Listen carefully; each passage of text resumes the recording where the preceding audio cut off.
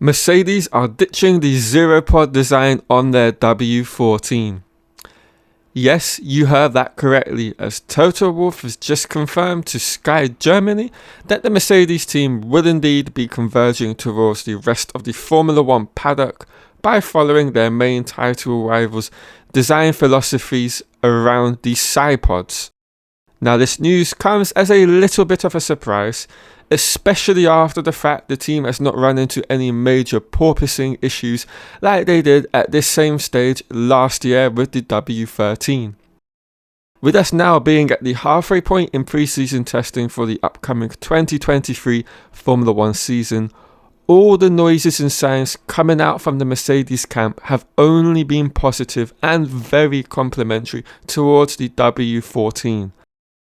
So why change a design that the team have worked tirelessly with for well over a year and have only, it just seems, to have gotten a handle on what has plagued them throughout the entirety of last season? Well, that's what we're going to be discussing in this very video. Before we do, if you're new around here, consider subscribing to the channel, as I'll be covering all the latest Formula One news as and when it drops. And when I hit 1,000 subscribers, I'll be running a competition where I'll be giving 3 of you lucky subscribers team wear from your favourite Formula One teams. So be on the lookout for that once this channel hits 1,000 subs. So the question is obviously, why would you give up your innovative zero-pod design, which you spent nearly 2 years on, figuring it out and finally get it into a working window? Well, I think one of the telltale signs is what they've seen throughout pre-season testing thus far. They still believe, as they've alluded to on many an interview with some of the news sites, that they are around 4 to 6 tenths behind the likes of Red Bull. And I think that's obviously going to be naturally worrying for them.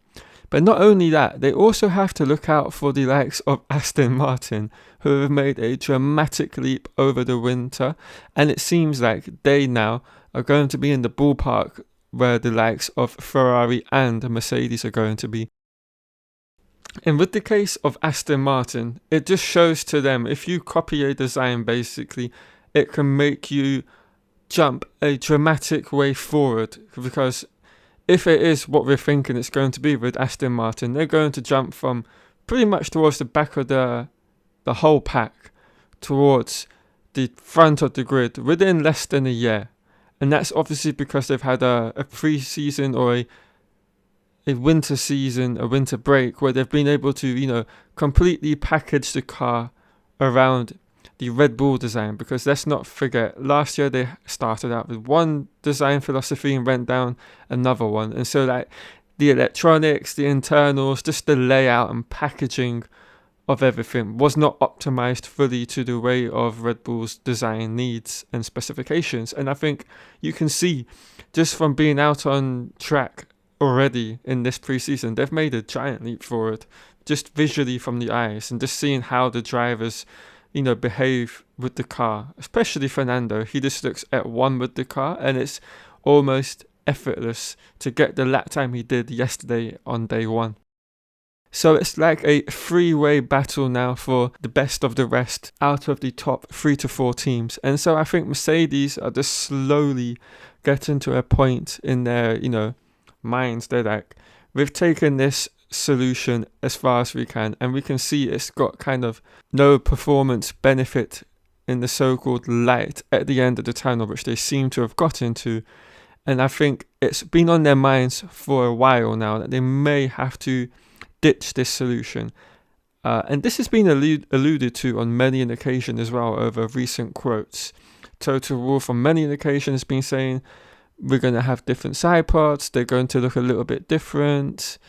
Ted Kravitz from Sky Sports F1 has said they've got an almost B-spec car ready to go at the midway point of the season if they haven't gotten the gains that they hope to over the winter and the early part of the season.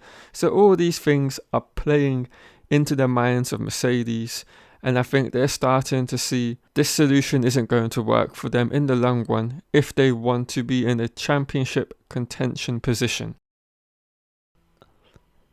So the only question that remains is, which philosophy are Mercedes going to go down Are they going to go down the route of the Red Bull, or are they more likely inclined to go down the route of the Ferrari?